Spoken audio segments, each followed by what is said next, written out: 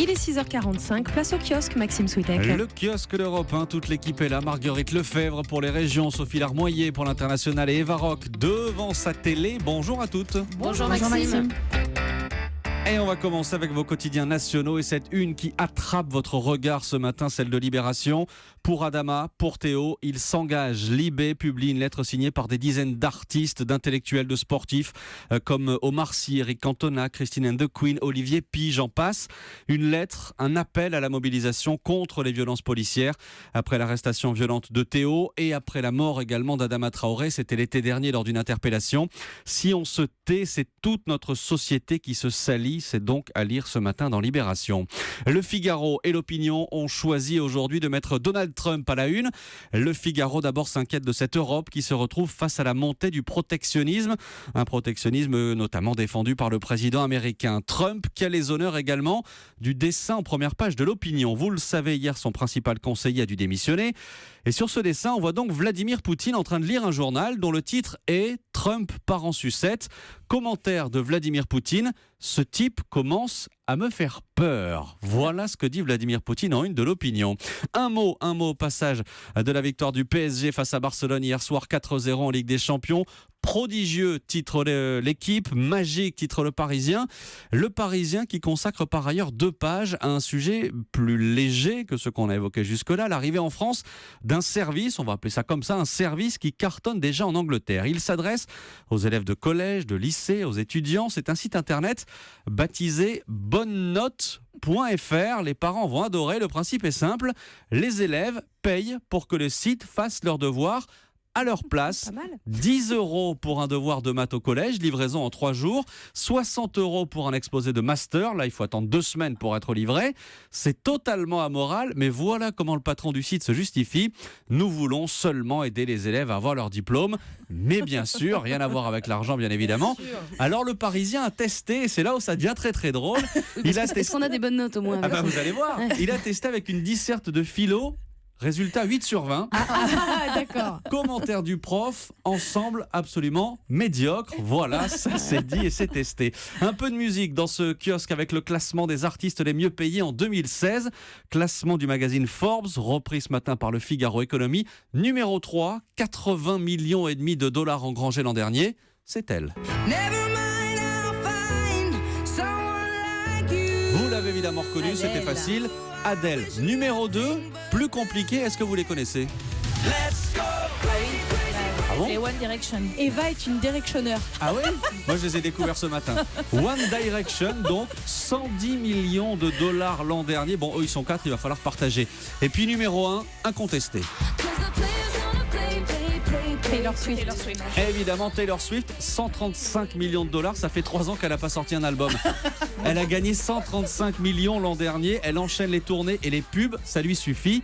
135 millions, tu m'étonnes. La presse régionale, 3-1 en première page de la presse régionale ce matin, Marguerite Lefebvre. L'Occitanie trempée mais pas noyée, c'est la une de Midi Libre. Des trompes d'eau sont tombées sur l'Hérault, l'Aude et l'Aveyron hier. Plusieurs routes ont été coupées, des dégâts matériels, mais toute la population a été mise en sécurité. Une bonne nouvelle dans la montagne, Michelin, résultat historique. Jamais l'entreprise de Clermont-Ferrand n'avait aussi bien terminé une année.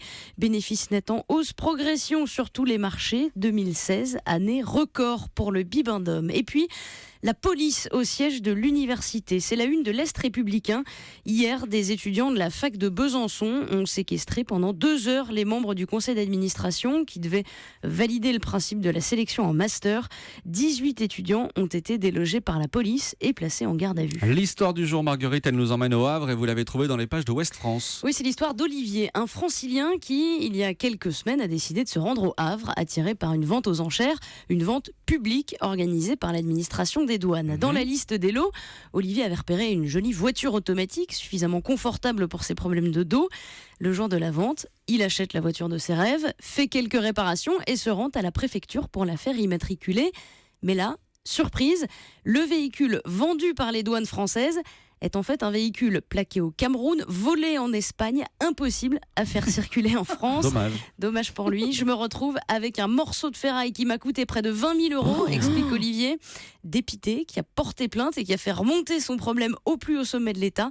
Alors il a reçu récemment un courrier du cabinet de Michel Sapin qui lui assure que c'est désormais le ministère de la Justice qui va s'occuper de son cas. Et on va suivre ça dans les semaines qui viennent. Merci Marguerite Lefebvre. À la une de la presse internationale, avec vous Sophie Larmoyer, la presse britannique ce matin qui relaie les protestations de plus de 200 personnalités choquées que le gouvernement britannique mette un terme au programme d'accueil de réfugiés mineurs. Oui, alors ce sont des auteurs, des comédiens, des musiciens ou des gens de télévision qui publient une lettre ouverte à Theresa May, la première ministre britannique. Ils sont relayés par les quotidiens britanniques comme The Independent ou The Guardian.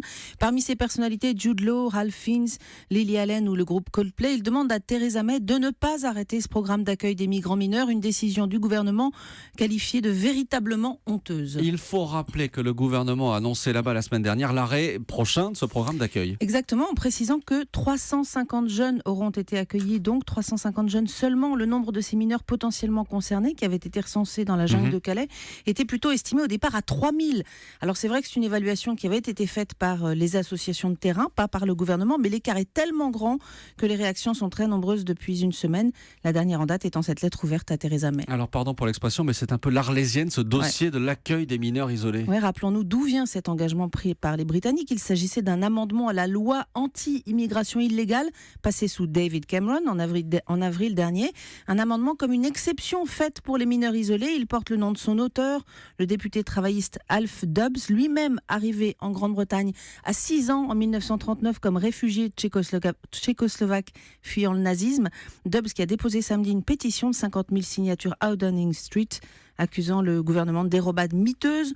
Tous ces signataires demandent au gouvernement de trouver de nouvelles places pour les jeunes et de prolonger le programme d'accueil. Et c'est donc ce matin en une de la presse britannique. Merci Sophie Larmoyer. À la télé ce soir, Eva Rock, un grand classique, Des racines et des ailes sur France 3 à 20h55. Oui, mais pour un documentaire assez exceptionnel, et je vous emmène faire le tour du Mont Blanc, direction d'abord l'Aiguille du Midi, alors 3800 mètres, un sommet que l'on atteint aujourd'hui via un téléphérique dont la construction a débuté en 1949. Tout avait commencé en fait avec l'ascension d'une cordée, les alpinistes portaient sur leur dos des kilomètres de câbles, et la suite c'est l'historien Pierre-Louis Roy qui la raconte. Les guides ont déroulé le câble en descendant du sommet, en rappel en fait accroché au câble pour le faire passer au-dessus des rochers sans qu'il se coince, et pour le raccrocher à un câble tendu depuis le plan de l'aiguille où on est, faire un nœud, tendre le câble et prouver qu'il était possible de construire un téléphérique et de tendre un câble sans pylône entre ici, le plan de l'aiguille 2310 mètres et le sommet de l'aiguille du Midi à 3842. Moi, c'est le nœud qui m'inquiète. Exactement. Mais le résultat, à l'époque, ce téléphérique était devenu un record mondial en longueur, en vitesse et en altitude. Et le documentaire vous emmène découvrir un autre record. De l'autre côté de la frontière, dans le Valais suisse, vous allez découvrir la plus petite vigne cadastrée du monde, 1,618 m au carré, alors pas de quoi remplir une cave. La vigne porte en fait le nom de Farinet, c'était un faux monnayeur du 19e siècle qui donnait ses pièces aux plus pauvres, on l'appelle le Robin des Bois suisses. Jean-Louis Barrault, qui avait incarné ce personnage au cinéma, a été le premier propriétaire de cette vigne, et pour les suivants, je vous laisse découvrir. Elle a appartenu en premier lieu à Jean-Louis Barrault, qui l'a ensuite cédé à l'abbé Pierre, et l'abbé Pierre, au tournant du millénaire, en l'an 2000, l'a cédé au Dalai Lama. Voilà, c'est vraiment le symbole. Et c'est plein de petites anecdotes que vous allez découvrir comme ça.